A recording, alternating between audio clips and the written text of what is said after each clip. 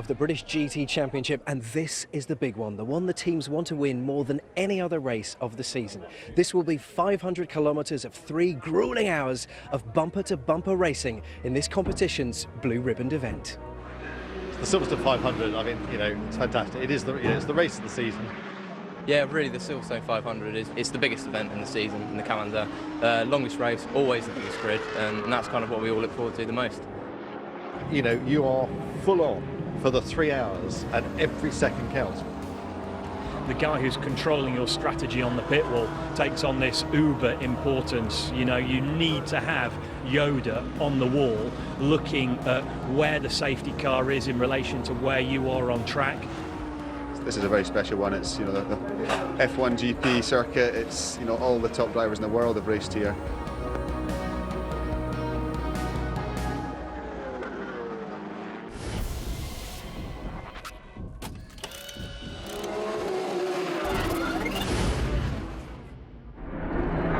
For Marco Attard in the BMW, there's added pressure as he took the win here last year.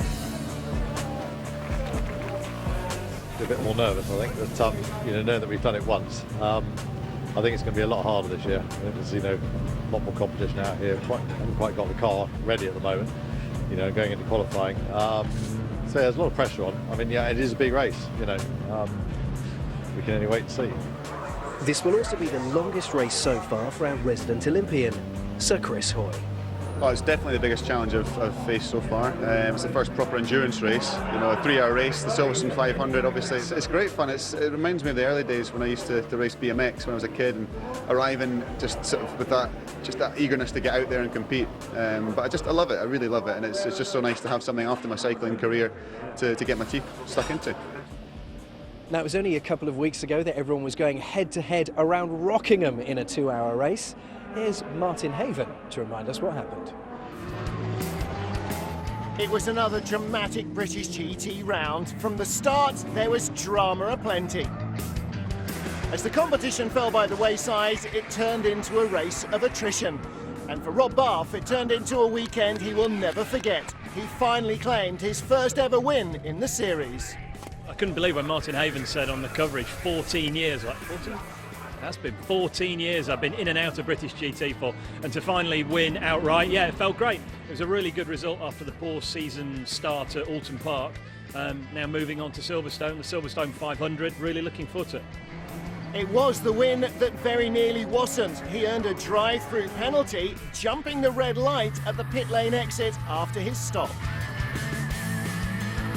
I've got 4 things to look at. I've got to look at the white line, I've got to look at my speedo, I'm looking at the pit limiter button, I'm looking at the light, and my eyes are constantly circulating between, and the light came on 0.8 of a second before I crossed the line.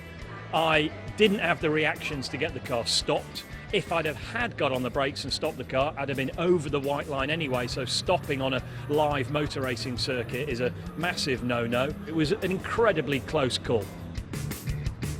In the GT4 class, Ollie Basie Fisher claimed his first win in what was only his 3rd race in the series. With the DNF and the 7th, but Rockingham obviously certainly went in our favour with the win there, so that was really, really good, and thoroughly enjoying it now, sitting 3rd in the standings, which is really, really good, and exactly where we kind of want to be. So we'll see how today goes, the big 3-hour race. I'm really looking forward to it. Should be very exciting. After Rockingham, Marco Attard and Alexander Sims lead the point standings from the hard-charging Andrew Howard and Johnny Adam. So it's race time here at Silverstone, and my word, this is a packed grid in more ways than one, with almost 40 cars and, well, an uncountable number of people today. It's going to be incredible. What can we expect from the racing? Well, with 3 pit stops, there's going to be all kinds of drama. Let's take a look at the front 2, shall we? On pole, it's the reigning champion, Andrew Howard, in the Aston Martin. And alongside him, it's the man who won here last year in the BMW, Marco Attard.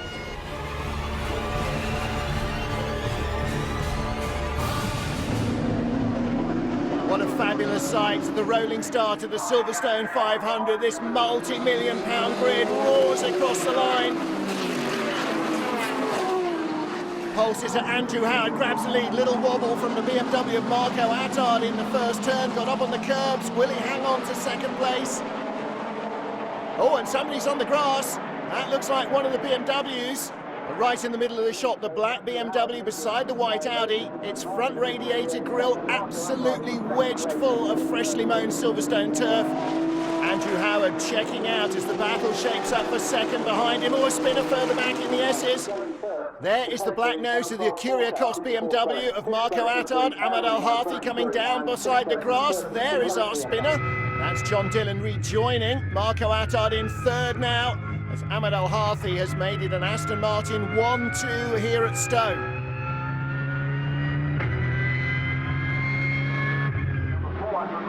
Marco Attard, the second of those three cars, under pressure from number 6, Phil Dryber's Aston Martin. Will we have an Aston 1-2-3 soon? That's United Autosport's rear wing. It's not off the Audi, so that must be off their McLaren. Maybe he was involved with the Ferrari spin. On board in GT4 with Ollie Basie-Fisher. And alongside the Ginetta, that is Andrew Jarman in that white Aston Martin. This is the battle for 6 right in front with the green highlights. That Ginetta has got Ryan Radcliffe in it, the 2013 GT4 champion.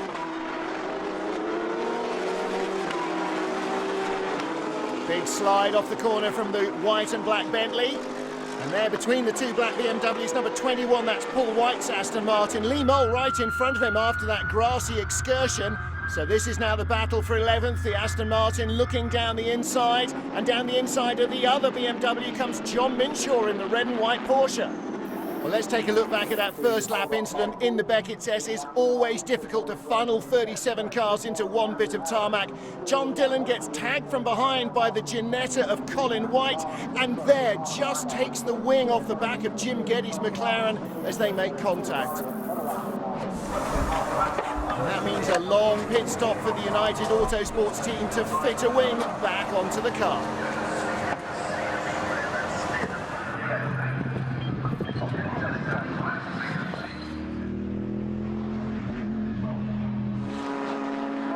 Rick Parfitt leading the GT4 class comfortably, but the battle for second is now 10 cars long. The green Porsche is James May leading from Jake Giddings in the white and blue Aston Martin right there. The battle for fourth behind, Barry Baxter's blue and white Porsche, Adrian Barwick all over the back of him with the Dayglow highlights on his Ginetta. We're 2 cars further back, Ollie Basie-Fisher, 7th in the GT4 class. Ryan Ratcliffe right in front with those pale green highlights. He's attacking down the inside. And behind us, Paul McNeely with the blue and orange driving out wide in 48. Looking for the cutback on the inside, gets inside Basie-Fisher. So that could well be a change for 7th. Then Alexander Scherpen, the Norwegian driver in the white Ginetta ahead of Oz Yusuf in the Lotus. And the GT3 cars are coming through this battle as well. So you've not only got to watch out for your rivals, for your teammates, but also, like that 8 car of Lee Mole, for the quicker GT3 machinery. James May in the green Porsche, hanging on ahead of Jake Giddings in Aston 407. That's the second Beechstein car. The GT4 car distinguished most easily by having a much smaller rear wing on the back of the Aston Martin than the GT3 car. And a great slipstreaming battle here, heading down into Copse Corner. Absolutely vital that James May does not spend any time looking in his mirrors. Concentrate on what's in front, because that's what Jake Giddings will do. We ride on board the Aston Martin. Battle for third at the front of the field. Marco Attard in the black and blue BMW ahead of the black and blue Aston Martin of Phil Dryber. Black and blue, definitely this year's new black. Lots of similar colours, but a wide variety of manufacturers. 9 in GT3, 6 already in GT4 with the promise of more to come. Looking here at the battle 41, that is Ryan Radcliffe. And we've just been passed as we ride on board with Ollie Basie-Fisher for 7th place by Alexander Scherpen in the white Ginetta in front. Down the inside comes Ryan Radcliffe, inside Barry Baxter. Alexander Scherpen looking for the main chance to try and follow through as any Norwegian would. Baxter goes one side, then the other. Door looked to be open for Basie-Fisher in the black car. And now he's trying to get back alongside Scherpen, who is defending hard. Fantastic action, and right at the back, Oz Yusuf in the white and blue Lotus. He's having a look down the inside as well. Oh, and that's James May. Now, he was second. He's facing the wrong way. He was trying to rejoin the circuit there. So they've all made up a place. And Basie-Fisher back down the inside of Scherpen. He didn't consider that deal to be over, did he? So he is back up into what is now 5th position. Chasing Barry Baxter in the number 44 Porsche. Well, let's take a look at what happened to James May. Exit of Abbey. Just gets in with too much speed and spins around, but Jake Giddings has already flashed by in the Aston Martin, so that double spin was out of 3rd. GT4 battle at Luffield. Oh, and Ollie Basie-Fisher on the grass clatters into Oz Yusuf in the Lotus. And Geddy McLaren just avoided another stationary car there going around the outside, and that's the Porsche again. James May facing the wrong way. Oz Yusuf rejoins, the BMW goes by. Something drastically wrong with that 69 Porsche. Let's take a look. This is the battle for 7th. Basie-Fisher around the outside. Gets eased onto the grass, does he? Yes, he's on the curbs and the grass. He's not going to stop there. And actually, Yusuf shut the door on him as well. And that makes this a little harsh. Ollie Basie-Fisher picking up a drive-through penalty for causing that accident. I say that was more of a 50-50 incident. No damage done to his car. And Oz Yusuf facing the wrong way. And in the background, that's Paul Bailey's red Aston Martin. And that's not going any further. We are going to see the safety car come out. The Aston is stranded with only 3 wheels attached. Well, the pit lane's going to be very busy now. This is a great opportunity to get rid of one of your 3 mandatory pit stops. Ahmed El-Harathi, the race leader, is in. Took the lead from Andrew Howard about 15 minutes ago. It's only about halfway into the first hour of the race, and the amateur drivers must drive an hour and 10 minutes. You've got to keep an eye on that as you scramble to get fuel, tyres and driver changes done. There, Andrew Howard will get out. Co-driver can't get in until the fueling is finished. Let's take a look at the reason for the safety car. The Lotus, oh, and the Aston being very ambitious down the inside. The Lotus still trying to get around the Porsche. And that contact, the secondary impact, just ripped the wheel straight off the Aston Martin.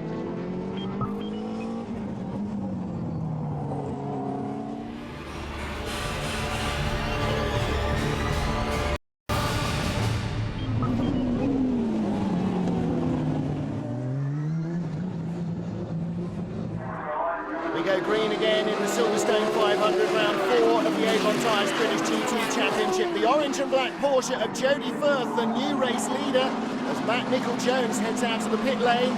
Still timing the stop for Matt Draper's Ginetta. On board with Tom Onslow-Cole in the number 21 Aston Martin, working his way through the GT4 battle. Now, most of the front runners in GT3 have stopped. Most in GT4 have not, including our leader Rick Parfitt, the black and green car 42, and Jake Giddings right behind him, then Alexander Skirpen and the rest of them. Well, race leader Jody Firth stayed out. Which of the Yodas on the pit wall has called this right? Oh my goodness! Rob Barth on the grass. Left rear wheel is astray on the Ferrari. That's the end of his race, I'm sure. And the BMW stranded in the middle of the track. Is the Lotus going to avoid contact? I think our Rockingham race winner is out here at Silverstone. Well, it's at the Beckett's S's again at the restart. Let's take a look. The BMW driver, Alan Schlesinger here. He's got 2 Ferraris behind. He may think there's only one. He moves offline to let them through. Barth's already committed to the outside. Contact there. Second Ferrari gets through unscathed. But look how close Stephen Kane in the Bentley comes to disaster as well. Rob, tell us what happened. It seems a little bit hazy here. Yeah, I collided with a GT4 car. The rule is when you're blue flagged, you stay on the racing line and the quicker car gets by. The racing line was on the left. I committed to the right. As I committed to the right, he came across and we collided. It's the end of our race. Very disappointing. Battle for 3rd place in GT3. Phil Keane in the red and white Porsche, with Alexander Sims in the BMW taking over the Acuria Cross car from Marco Attard, number 79. Right behind him, Johnny Adam in the number 1 Aston Martin. Down into the Vale. Let's see if we can see the lights. Come on the Porsche, we do, and he's still on the gas. Alexander Sims really taking well to this sports car business. Drives it like a single-seater. And as Phil Keane got in there offline, that opened the door for Johnny Adam in the Aston Martin to go through as well. So the 33 Porsche has lost 2 places in 2 corners.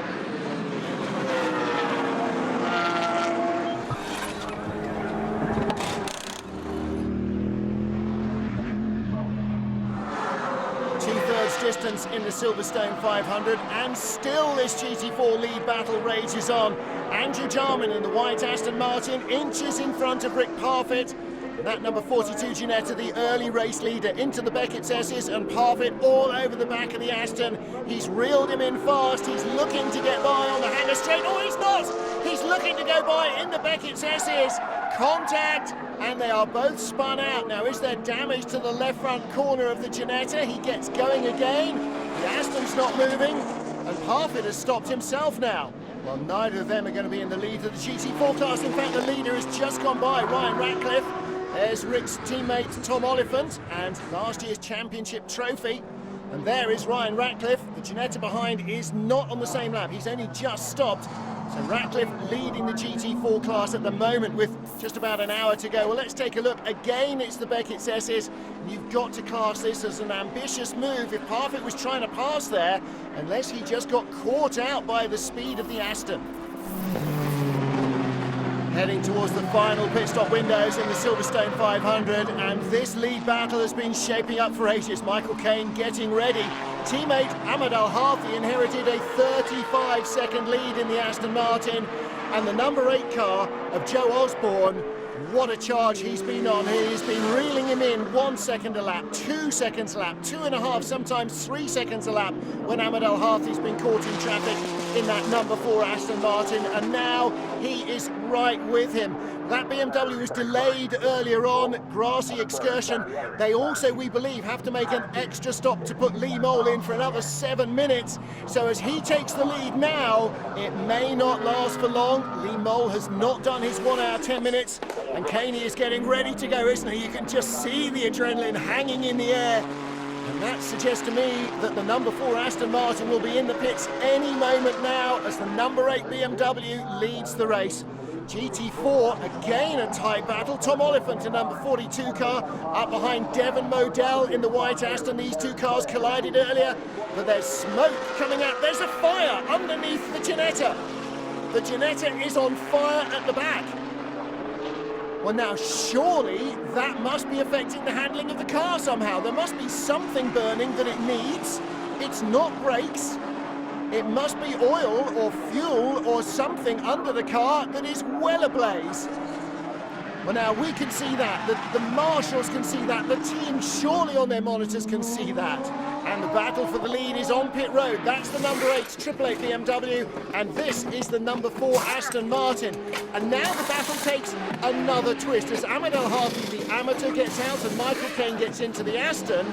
Lee Mole, the amateur, gets in to the BMW in place of the pro Joe Osborne. So the balance of power once more will shift.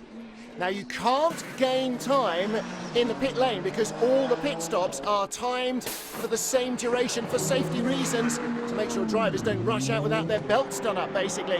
Off goes the Aston, but the BMW is right at pit exit, so it is still the number 8 BMW that leads. Number 4 Aston Martin will be the same distance behind as it was before. Battle is on at the Silverstone 500. Back with Tom Oliphant, and the car is still alight, so the wind at speed is not putting it out. He's in 4th in GT4, but not for long. Ross Wiley in the white and blue Beechstein Aston Martin goes squeezing through on the inside of Cox Corner.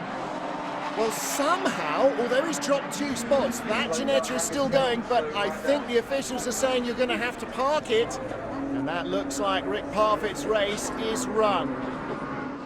The battle for what will be the lead. Lee Mole in the number 8 black BMW ahead of Michael Caine in the Aston Martin. The Akurikos BMW and the Bentley, first and second on the road, have yet to stop and will drop behind whoever wins this tussle as Caine sends it up the inside and reclaims the advantage. And that puts Caine in the driving seat. He is the leader now among the cars who have completed all their stops here at Silverstone.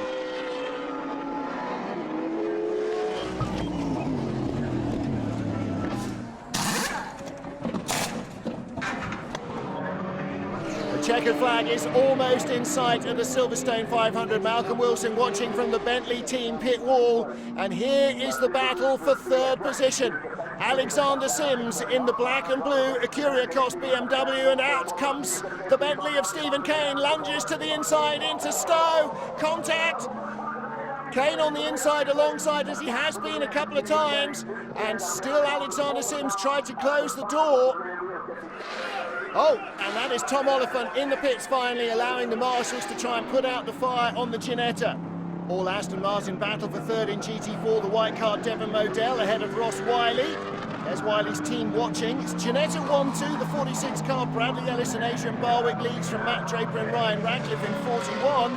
But all eyes on the battle for third place, the final GT4 podium spot. One Aston Martin is going to get it. Is it going to be the white one or the blue and white one? Formation flying at Silverstone from the Oman racing team. The blue number 4 car ahead of number 5, Liam Griffin and Rory Butcher in the red and white machine. A lap down, but in 9th place. But it is going to be the number 4 car of Michael Caine and Ahmed Al-Harthi that are going to win the longest race in the British GT Championship. They are victorious in the Silverstone 500 after an epic race. Yes! Yes! Motorbase team boss Dave Bartram absolutely thrilled with that, tossing Ahmed Al-Harthi in the air. Well done, boys! GT4 an even tougher class to call than GT3. Victory goes to Twisted Team Parker, Bradley Ellis and Adrian Barwick. What a win for them. Yes!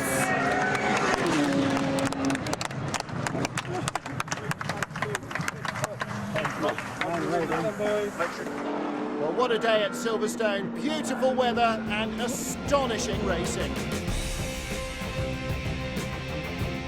Post-race a change in the top 3 as the Bentley was penalised for causing an incident with the BMW, dropped to 4th, but there was no doubting the delight of our race winners. I don't think I've ever been in a GT race when I've got in the car and said you've got a 48-second lead. You can't cock this one up, Caney. So no, I mean it was great. You know, Hamid did a great job. The team did a great job.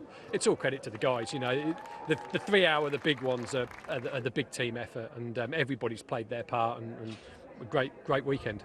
It's perfect, over the moon. I don't think it's sunk in yet, and Ade was just telling me it's his first ever proper win, so well done Ade. He drove a mega stint, so we've got no complaints really.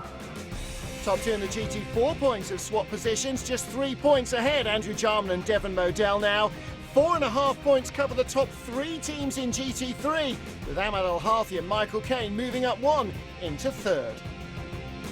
Well, it's been an incident-packed 3-hour spectacle, and there we see the celebrations. Congratulations, of course, to the winning team of Ahmed Al-Harthi and Michael Caine, really basking in the glory of the moment, and rightly so. But of course, where does British GT head to next? Well, the flatlands of Norfolk and Snetterton. We'll see you there.